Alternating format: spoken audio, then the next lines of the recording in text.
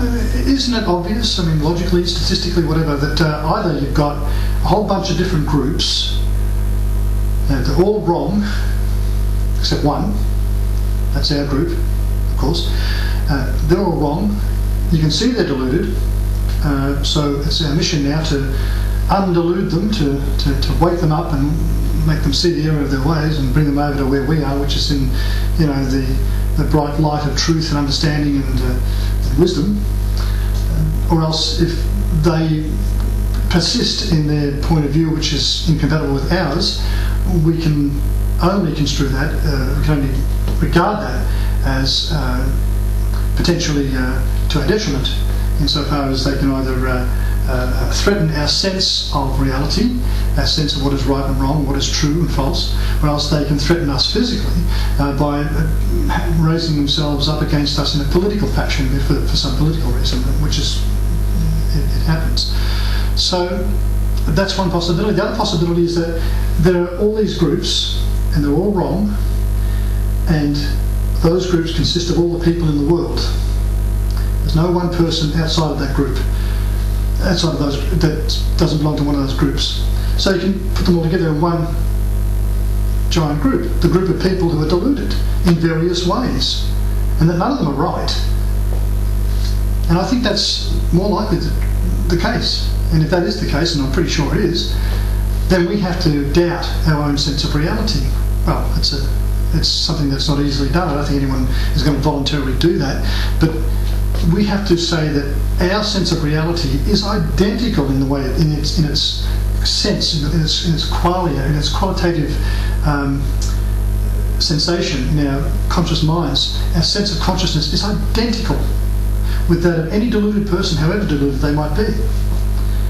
So that those people who we see to be completely deluded in their beliefs are experiencing exactly what we experience when we are sure of what we know. If that's the way it is, and I'm telling you, this is what I'm saying, this is why I'm advocating that here and now, that is the way it is, then we have a situation where all it takes is for everybody to say, okay, of course everyone else is deluded except me,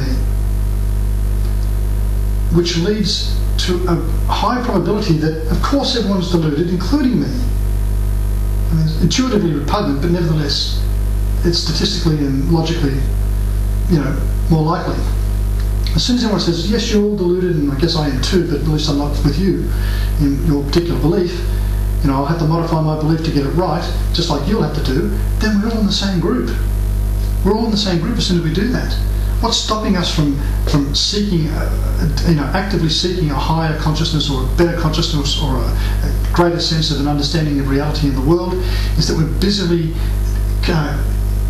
fighting one another in political struggles that are fueled by these divisions, these artificial divisions, I guess, these strange divisions that happen between people as a result of their beliefs. And their beliefs are not chosen, they're not voluntary.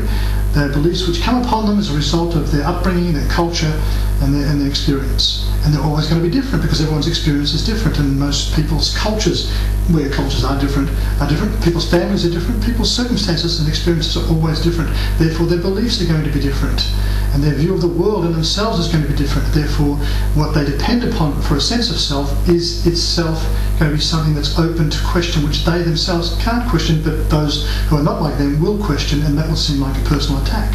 That's why there's so much people saying, you're a liar, they're liars, we're not liars, they're lying about us. I hear this language, I think, oh, what's going on?